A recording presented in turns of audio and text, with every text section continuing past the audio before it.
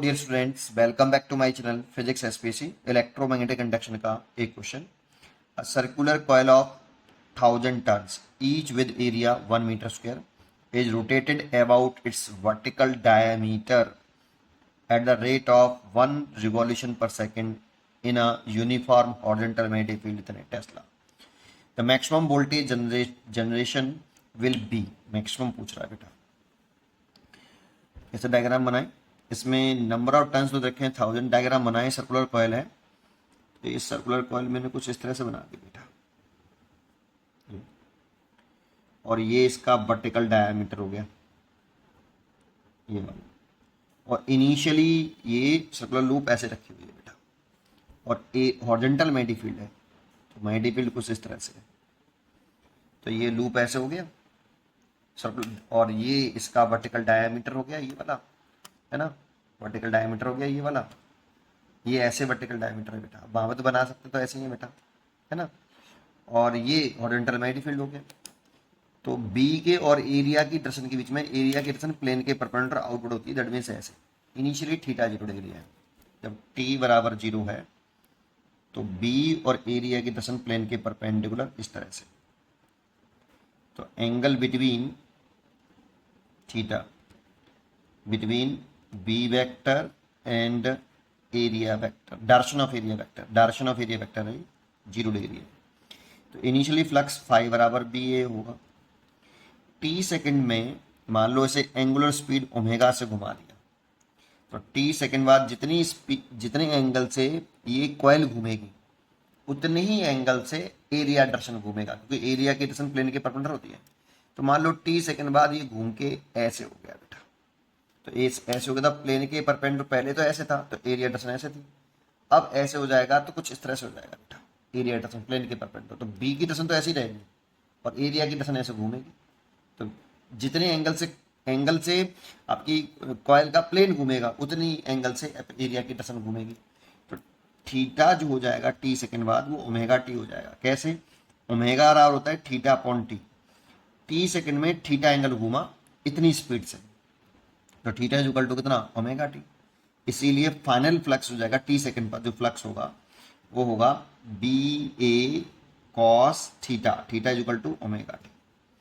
तो जो magnetic flux का फॉर्मूला होता है वो phi B A cos theta होता है, और थीटा यहाँ पे angle between B and direction of area vector होता है। तो इतना आ गया, इतना फ्लक्स हो गया। अब इसको डिफ्रेंशिएट कर लो D phi by D T, तो बी ए, अच्छा ये एक टर्न से फ्लक्स है बेटा, इसमें नंबर ऑफ टर्न्स भी दे रखे हैं।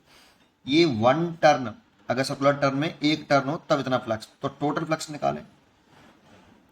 तो अगर उसमें n टर्न है और यहाँ पे flux through 1 turn off the coil, और अगर n टर्न है तो टोटल फ्लक्स n टर्न्स, तो इतना हो जाएगा। तो फाई टी लिख लें, तो N B A cos omega T. इसको डिफरेंशिएट कर दें, डिफरेंशिएशन कर दें इसका with respect to T, D phi by T T is equal to cos omega T. ये तो कॉन्स्टेंट टर्म है तो ऐसे कैसे रहेगा? N B A cos omega T का डिफरेंशिएशन होता है माइनस के sine omega T. Omega T का डिफरेंशिएशन करें तो टी का 1 होता है और ओमेगा आगे आ जाएगा। और फेराडे के सेकंड लॉ से ई बराबर होता है माइनस का D phi by D T. तो इंड्यूस्ड ईएमएफ हो जाएगा माइनस, और ये D phi by D T की वैल्यू पुट कर दो ये वाली, तो ये माइनस माइनस प्लस हो जाएगा N A B omega sine omega T. ये इंड्यूस्ड ईएमएफ का फॉर्मूला हमें याद होना चाहिए जब भी मैग्नेटिक फील्ड लाइंस को ये लूप काटते हुए चले।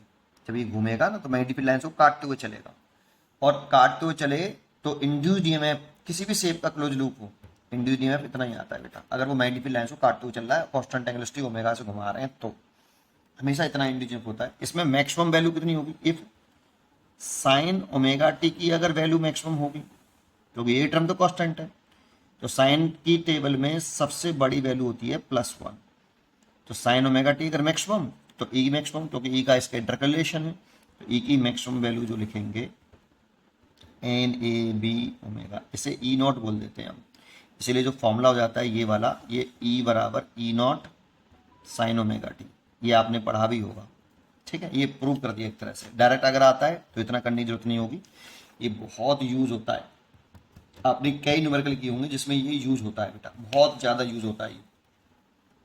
अब ई मैक्सिमम पूछ रहा है आपसे, maximum voltage generation will be, तो एन की वैल्यू कितनी है बेटा 1000 टर्न है, ए की वैल्यू 1 मीटर स्क्वायर है, बी 0.07 टेस्ला है, और ओमेगा की जगह पे यहाँ 1 रिवॉल्यूशन पर सेकंड मतलब फ्रीक्वेंसी रखी है, फ्रीक्वेंसी एफ लिख लेता हूँ, 1 रिवॉल्यूशन पर सेकंड, तो ओमेगा बराबर होता है 2 pi F, F is a frequency, तो 2 pi radian per second, F की वैल्यू 1 रखेंगे तो रेडियन पर सेकंड, ये रिवॉल्यूशन पर सेकंड है, ये रेडियन पर सेकंड है, तो ओमेगा की वैल्यू आ गई 2 पाई, और पाई की वैल्यू लिख लेते हैं हम यहाँ पे, ये 1000 हो गया और ये 0.07, और 2 पाई की वैल्यू लिख लेते हैं 22/7, तो 7 से कट गया ये 0.01 और 2 जीरो ये हट गया, ठीक है, तो ये हो गया आपका,